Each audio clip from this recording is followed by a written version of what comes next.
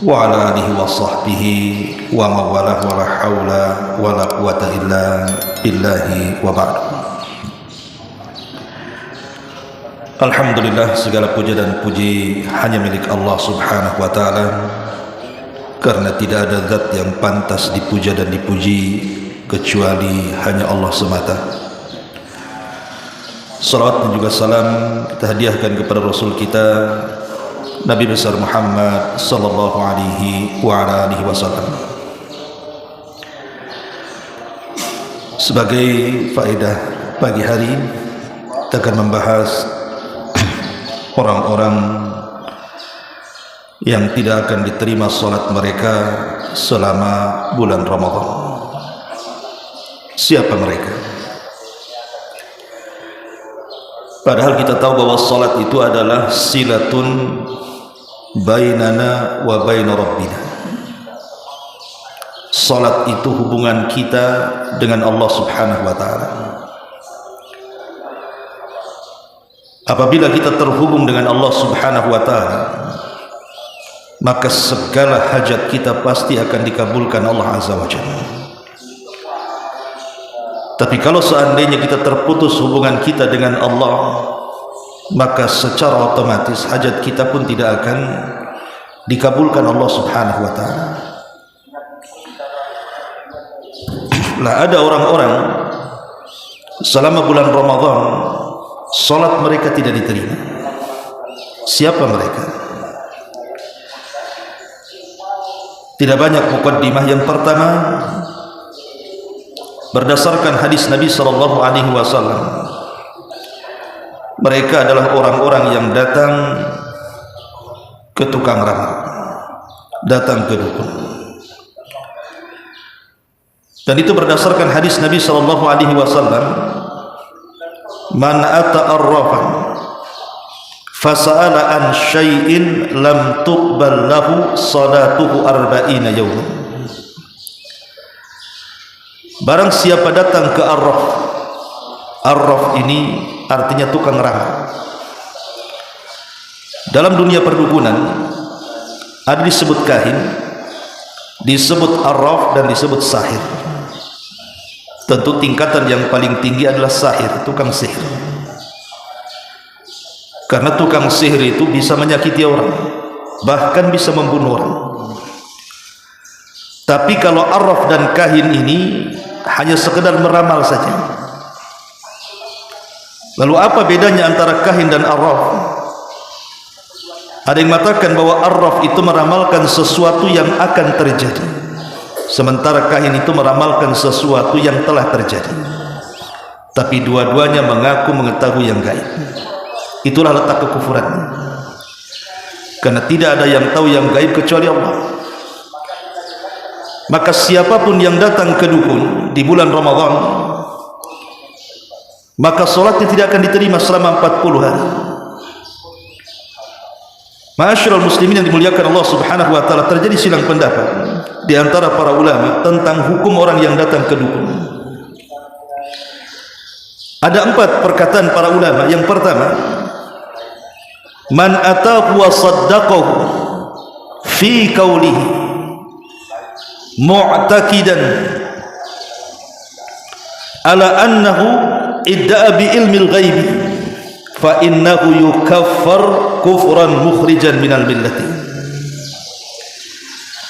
Siapa yang datang ke dukun kemudian membenarkan dukun itu, dan dia meyakini bahwa si dukun ini paham dengan perkara gaib, mengaku-ngaku tahu yang gaib, dan dia percaya pula dengan dukun itu, maka ulama mengatakan tidak ada khilaf, orang seperti ini kafir, keluar dari Islam kalau dia sampai meyakini si dukun itu tahu yang gaib. Kenapa? Karena dia telah mendustakan Al-Quran, di mana Allah subhanahu wa ta'ala mengatakan di banyak ayat dalam Al-Quran bahwa tidak ada yang tahu yang gaib kecuali Allah subhanahu wa ta'ala.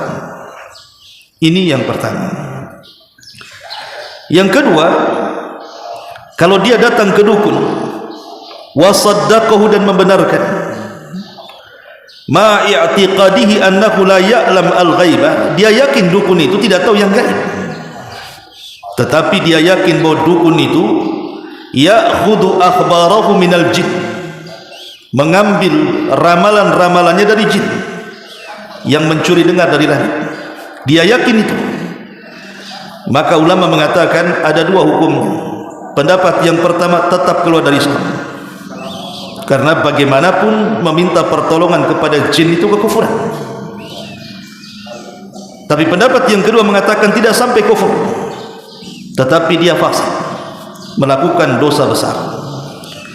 Inilah yang mengakibatkan kemudian orang yang datang ke dukun, walaupun hanya sekedar bertanya dan tidak meyakini, tetap solatnya 40 hari ditolak. Adapun kalau seandainya dia datang ke dukun hanya menguji saja, maka tidak kufur, bahkan terkadang dibolehkan. Contoh seperti kisah Hajjaj ibn Yusuf al-Thaqafi. Hajjaj ibn Yusuf al-Thaqafi ini seorang pakar Quran, tapi dia sangat zalim karena banyak membunuh sahabat Nabi. Hajjaj ibn Yusuf al-Thaqafi, satu hari dia memanggil dukun, kemudian dia mengambil beberapa kerikil dan dihitung oleh dia. Kemudian dipegangnya kerikil itu dalam genggamannya dan mengatakan, berapa jumlah kerikil yang ada di tanganku ini? Rupanya sang dukun mengatakan sekian dan sekian. Benar, persis seperti jumlah yang ia hitung dalam genggaman tangannya itu. Kemudian Hajjaj ibn Yusuf mengambil lagi, tanpa menghitung langsung diambil, kemudian diletakkan di genggamannya. Sementara Hajjaj sendiri tidak tahu berapa hitungannya. Kemudian dia mengatakan di hadapan dukun, berapa jumlahnya? Rupanya dukun itu tidak bisa menjawab.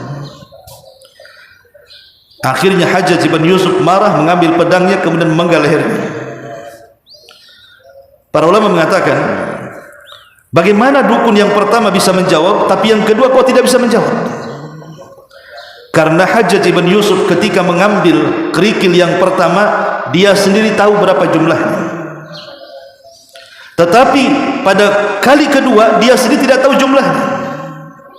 Maknanya di sini ada hubungan antara jin qarin kita dengan jin yang ada pada dukun tadi. Jadi jin yang ada pada dukun itu ada komunikasi dengan jin kita yang ada di badan kita, disebut dengan qarin. Qarin tahu karena kita tahu, dan qarin tidak tahu kalau kita tidak tahu. Disitulah penyebabnya. Tapi syahidnya di sini bahwa siapapun yang datang ke dukun, solatnya tidak akan diterima selama 40 hari sampai dia bertobat kepada Allah Subhanahu wa taala. Ini yang pertama.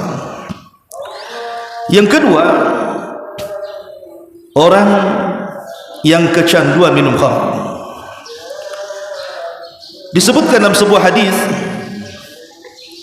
Nabi SAW mengatakan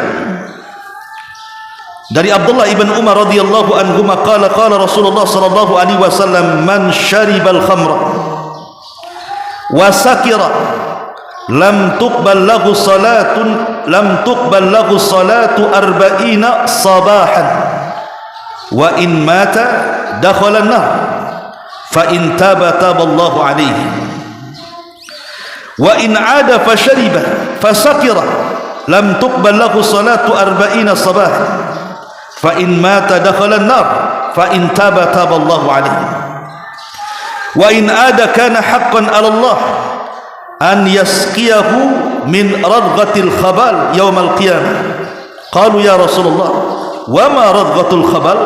Qala usaratu ahli an-nar.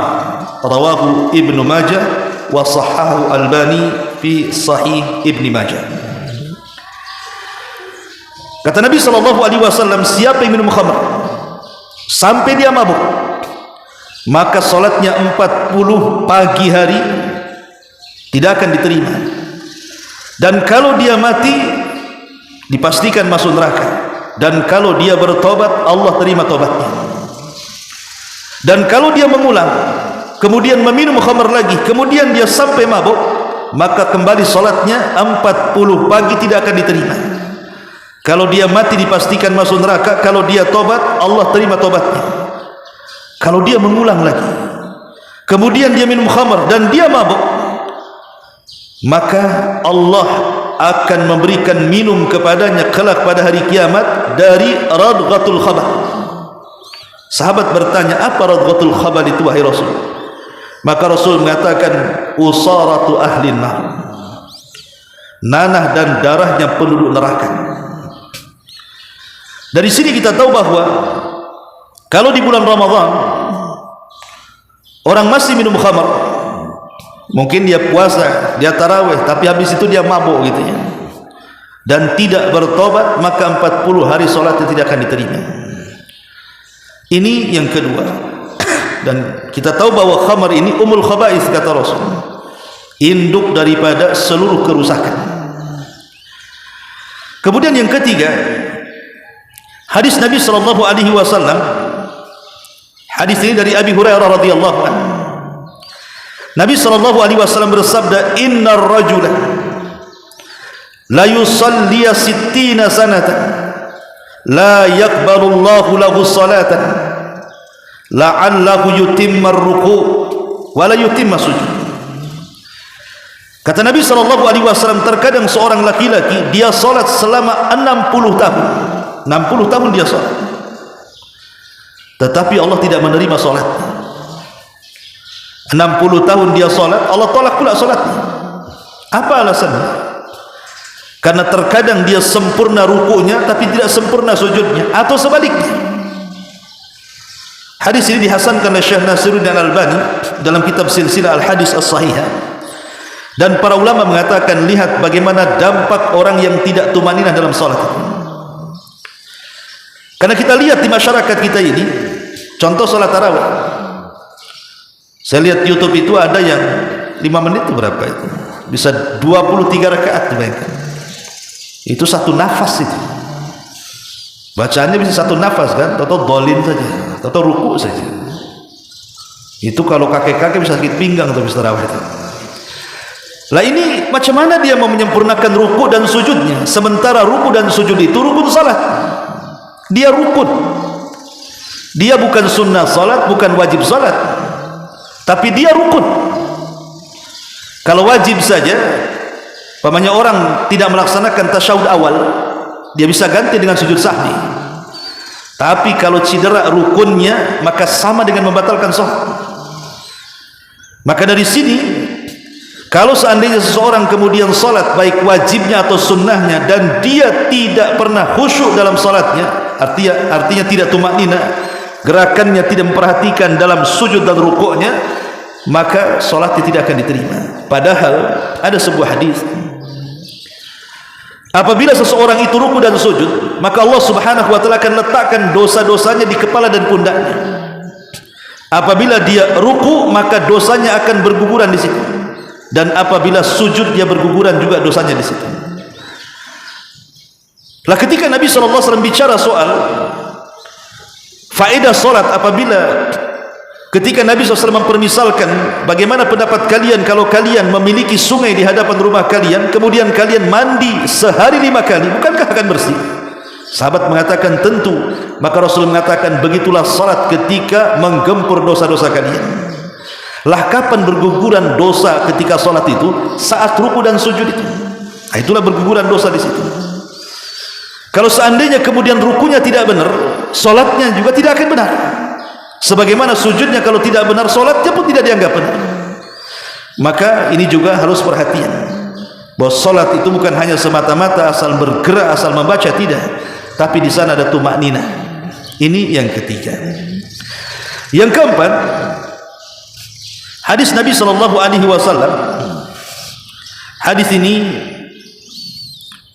dari sahabat Abu Umamah Al-Bahili radhiyallahu anhu. Nabi SAW mengatakan, salasatun la tujawizu salatuhum adhanahum. Ada 3 kelompok, kata Rasul, di mana solat-solat mereka tidak sampai ke telinga-telinga mereka. Artinya solat mereka ditolak oleh Allah Subhanahu wa taala, bukan ditolak sah dan tidaknya, bukan. Sebab kalau dia mendatangkan wajib rukun, sah saja ibadah itu. Maksudnya di sini tidak ada dapat pahala sama sekali.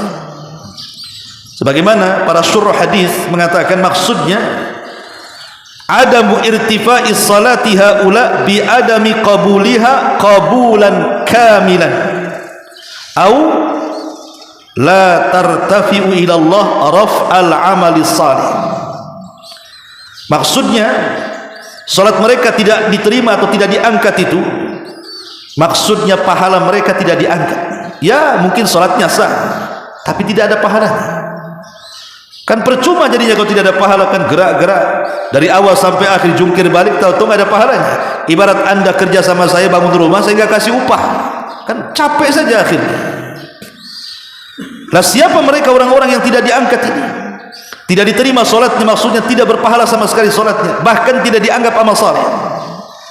Yang pertama al-abdul abiq hatta yarji, budak yang lari dari majikannya sampai dia kembali.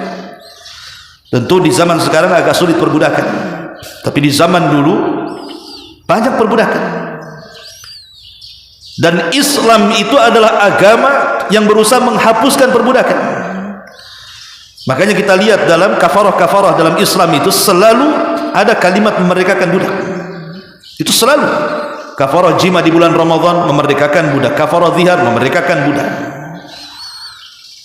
Jadi tidak benar tuduhan kepada Islam bahwa Islam itu melindungi perbudakan, tidak. Justru Islamlah yang menghapuskan perbudakan. Kemudian yang kedua, wa mar'atun batat wa zawjuha 'alaiha sakhitun. Yang kedua,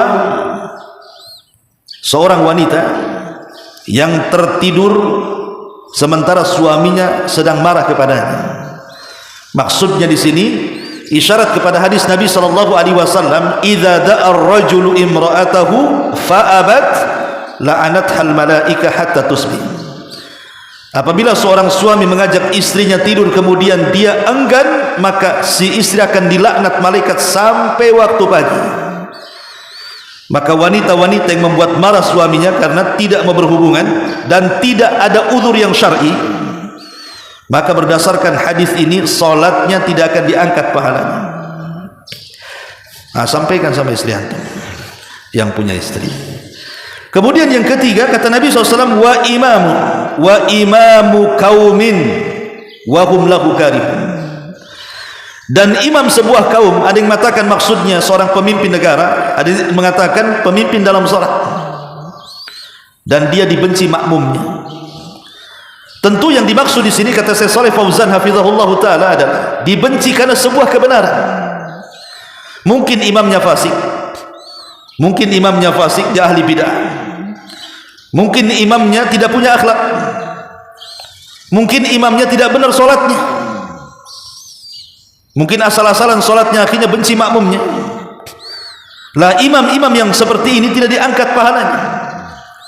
Inilah tiga manusia kata Nabi SAW, di mana salat mereka tidak sampai telinga mereka. Dalam riwayat yang lain, walaupun sebagian melemahkan, tapi ada juga yang menghasankannya, ada tambahan wa ikhwani mutasarimani, dan dua bersaudara yang saling bermusuhan. Tentu yang dimaksud saudara di sini bisa nasaban wadinan, maksudnya saudara senasab, mungkin kerabat gitu ya, ataupun saudara seagama. Kita bermusuhan dengan dia, apalagi di bulan Ramadan. Bayangkan dalam hadis Nabi SAW, setiap datang hari Senin dan Kamis semua amalan kita diangkat ke langit, kecuali dua manusia kata Rasul. Pertama, orang yang melakukan kesyirikan, dan yang kedua, orang yang dalam hatinya ada syahna, ada kedengkian, suka bermasalah dengan saudaranya, dengan kawannya. Maka ini juga masuk di mana solat-solat mereka tidak akan diangkat di atas kepala mereka. Maka hati-hati ini kelompok-kelompok seperti ini.